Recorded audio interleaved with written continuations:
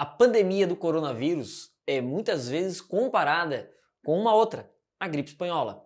As semelhanças são muitas e uma delas acaba chamando bastante atenção: a resistência ao uso de máscaras. Em 1919, no auge da gripe espanhola em São Francisco, nos Estados Unidos, o prefeito acabou sendo multado por descumprir uma determinação e chegou a ser criada também a Liga Anti-Máscara. Meu nome é Dalton, sou professor e hoje eu tenho essa história para contar.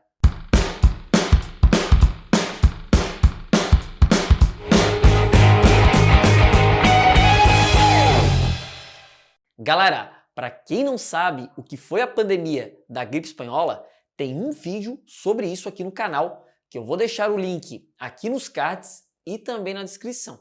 Se você ainda não viu, confere lá, porque o vídeo está bem completo. Mas resumindo, a gripe espanhola foi uma das maiores pandemias que temos registro na história humana. Ocorreu com mais força entre 1918 e 1919. E não existe uma certeza do número de mortos, até porque estava rolando a Primeira Guerra Mundial, fato que contribuiu para espalhar ainda mais a doença, já que acredita-se que ela tenha se originado nos Estados Unidos e acabou sendo levada para a Europa justamente pela participação dos estadunidenses na guerra. Algumas estimativas de mortes falam em 50 milhões e outras chegam a 100 milhões de pessoas mortas. Atualmente, alguns historiadores e cientistas da área epidemiológica já tentam estabelecer proximidades entre as duas pandemias, principalmente no que diz respeito ao comportamento das pessoas.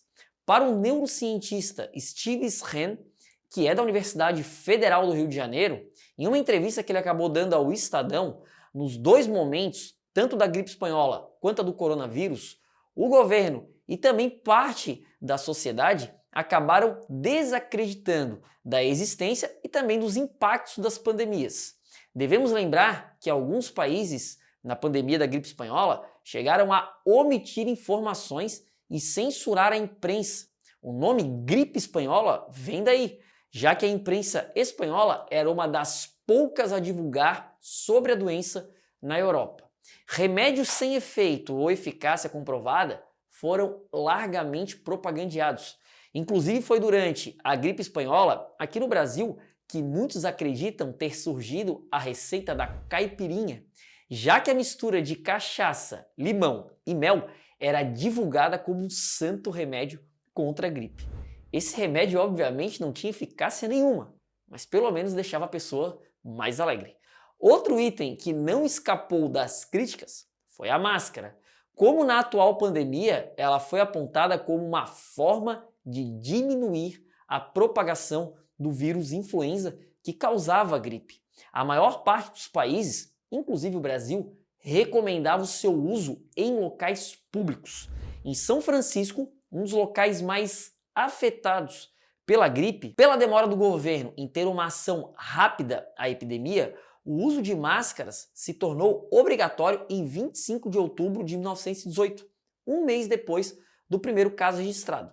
Como eu falei anteriormente, o mundo passava pela Primeira Guerra e, na realidade, em 1918, ele acabava já se encaminhando para o desfecho dela.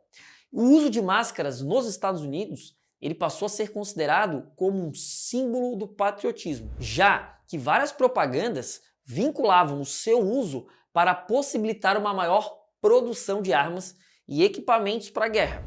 Apesar disso, centenas de pessoas foram detidas e muitas acabavam não usando a máscara corretamente, como na atual pandemia. Alguns colocavam a máscara no queixo para poder fumar um cachimbo, ou também acabavam usando máscaras que tapavam apenas o nariz, deixando a boca descoberta.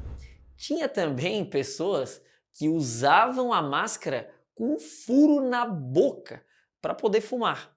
As máscaras eram produzidas pela Cruz Vermelha e eram feitas, na maioria das vezes, de gaze, mas muitos tinham que fazer as máscaras em casa, com materiais que tinham à disposição, o que prejudicava muito a eficácia. Em São Francisco, depois da primeira onda de infectados e com as medidas de segurança sendo implementadas, ocorreu uma diminuição no número de mortes e em novembro de 1918, o governo local decidiu que era hora de flexibilizar as restrições, com a abertura de restaurantes, hotéis, estádios e até teatros, apesar de manterem o uso de máscaras como obrigatório. Algumas pessoas passaram a desrespeitar as medidas, que acabaram se enfraquecendo bastante com essa flexibilização. Inclusive, o próprio prefeito da cidade, que deveria dar exemplo, foi flagrado sem uma máscara numa luta de boxe e teve que pagar uma multa de $50, né? Parece até com alguém que a gente conhece. Mas a tragédia ainda estava por vir. Em 21 de dezembro, em meio às comemorações do final da Primeira Guerra, o governo retirou a obrigatoriedade do uso de máscaras, o que foi comemorado pela população que arrancava as máscaras do rosto e jogava pelas ruas. Mas o número de casos voltou a explodir, o que mostrou que a decisão foi precipitada. Poucas pessoas voltaram a utilizar máscaras e fazer o distanciamento social. Calcula-se que apenas 10% da população voltou a respeitar as medidas sanitárias. Com os hospitais lotados, o governo não teve escolha. Ele teve que voltar a exigir o uso de máscaras em 17 de janeiro de 1919.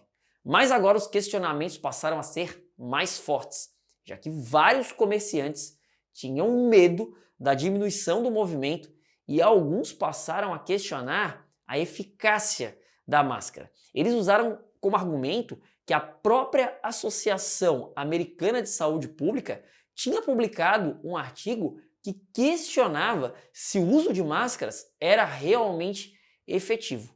Muitos também afirmavam que o uso de máscaras era um exagero e diziam que a obrigatoriedade feria as liberdades individuais.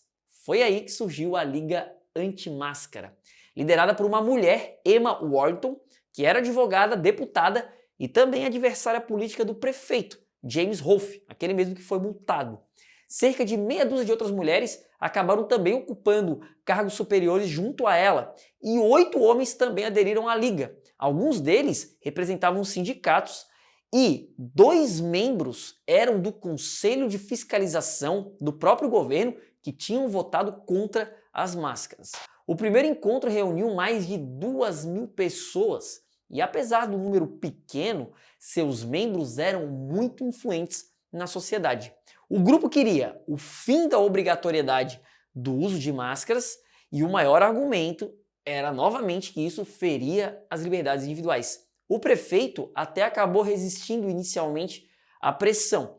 Ele afirmou que o grupo não representava a maioria dos cidadãos e que esse movimento tinha motivações políticas. Mas, em 1º de fevereiro, a exigência do uso de máscaras foi novamente revogada. As semelhanças com a atualidade são impressionantes. Nancy Briston, que é uma historiadora e autora de um dos livros mais importantes sobre o tema, Pandemia Americana, ressalta que há uma diferença fundamental entre o movimento de 1919 e os protestos que acontecem na atualidade contra o uso de máscaras e o distanciamento social. Segundo ela, na gripe espanhola, eles não tinham os dados e as evidências que temos hoje. Que usar máscaras e cumprir as medidas sanitárias salvam vidas. E que a maior diferença é que agora a gente não pode alegar essa ignorância. Outras cidades nos Estados Unidos também registraram movimentos contra o uso de máscaras, mas nenhuma chegou a ser comparada a São Francisco. Alguns historiadores também apontam que as flexibilizações das medidas antes da pandemia estar efetivamente controlada foram responsáveis pelo número elevado de mortes, já que a cidade registrou um dos maiores índices per capita nos Estados Unidos, com 45.000 infectados e 3.000 mortos. No país inteiro, a gripe espanhola deixou 675.000 mortos. Como afirmou Hipócrates, grego considerado o pai da medicina, existem 2 coisas, ciência e opinião. A primeira gera conhecimento, a segunda, ignorância. E nesses momentos de pandemia, percebemos que a ignorância humana não tem limites. Galera, espero muito que tenham gostado do vídeo. Não esquece de deixar aquele like, isso ajuda demais o canal, e a comentar a sua opinião sobre o tema. Me siga também nas redes sociais, Twitter e Instagram.